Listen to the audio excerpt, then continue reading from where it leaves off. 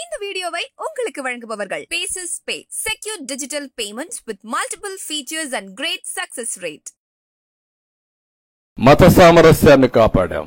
ఇప్పుడు మీరు చేసింది ఇన్ని చేసి ఇష్టానుసారంగా బాధ్యతారహితంగా భక్తుల మనోభావాలు దెబ్బతినే విధంగా చేసిన అపచారాలన్నీ కప్పిపుచ్చుకుంటూ ఎదురుదాడి చేస్తే తప్పు ఒప్పైపోతుందని, అపచారం ప్రజలు మర్చిపోతారని, లేకుంటే వేరే వాళ్లపైన మీరేదో నెపం చేస్తే ఇవన్నీ జరిగిపోతాయనే పరిస్థితికి మీరు వచ్చారంటే ఎక్కడికి పోతున్నారని అడుగుతున్నా.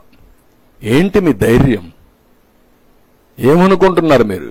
ఇంత అపచారం చేసిన తర్వాత కూడా ఇప్పటికి కూడా మీలో ఒక్క మాట రిపెంటెన్సీ రాలేదంటే మిమ్మల్ని ఏమనాలి? మిమ్మల్ని ఏ విధంగా ట్రీట్ చేయాలి? ప్రజలు ఏ భాషలో చెప్పాలి? ఇంకా ఏ విధంగా వాళ్ళు రియాక్ట్ కావాలి? ఇప్పటికే మనోభావాలని దెబ్బతిని ఒక్కొక్కరు ఎమోషన్లు కుంగిపోయే పరిస్థితికి వచ్చారు. నిన్న పవన్ కళ్యాణ్ గారు కూడా ఈరోజు ఏది జరిగిన అపచారానికి ఆయన ప్రాయశ్చిత్త యజ్ఞం చేసే పరిస్థితికి వచ్చాడు. ఎవరి పాటికి వాళ్ళు ఏంటి జరిగింది, ఏంటి అన్యాయం అంటే మళ్ళా నువ్వు ఎక్కిలు చేస్తున్నావు అంటే నీకు ఎవడిచ్చాడు ఈ అధికారం ఈ రాష్ట్రంలో?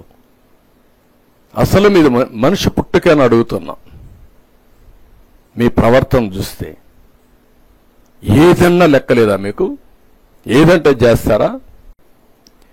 ఒక ఐజీ స్థాయి ఆఫీసర్ ఆధ్వర్యంలో ఐజీ అండ్ అబౌవ్ ఒక సిట్ వేస్తాం, స్పెషల్ ఇన్వెస్టిగేషన్ టీం.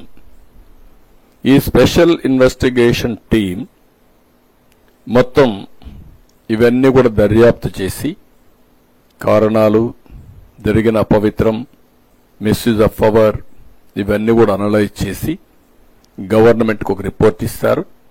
దానిపైన గవర్నమెంట్ చాలా కఠినంగా యాక్షన్ తీసుకొని తద్వారా భవిష్యత్తులో ఇలాంటి జరగకుండా ఏమేం చేయాలనో అవన్నీ చేస్తాం.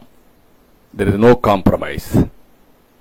ఎవ్వరు కూడా ప్రజల మనోభావాలతో ఆడుకోవడానికి ఎవ్వరికి రైట్ లేదు. ప్రతి ఒక్క టెంపుల్కి, ప్రతి ఒక్క దేవాలయానికి కొన్ని ఆచారాలున్నాయి, సాంప్రదాయాలున్నాయి. అవన్నీ గౌరవించే బాధ్యత మనకందరికీ ఉంది. ఎవరైనా గౌరవించకపోతే పగడ్బందీ చట్టం ద్వారా మళ్లీ దీన్ని తీసుకొస్తాం. అదే మరి చేసిన తప్పుల్ని పనిష్ చేస్తూనే భవిష్యత్తులో పునరావృతం కాకుండా ఏం చేయాలో అవన్నీ చేయడం కోసం ముందుకెళ్తాం. இந்த வீடியோ உங்களுக்கு பிடிச்சிருந்தா லைக் பண்ணுங்க, ஷேர் பண்ணுங்க, கமெண்ட் பண்ணுங்க. மறக்காம OH தமிழ் சேனலுக்கு சப்ஸ்கிரைப் பண்ணுங்க.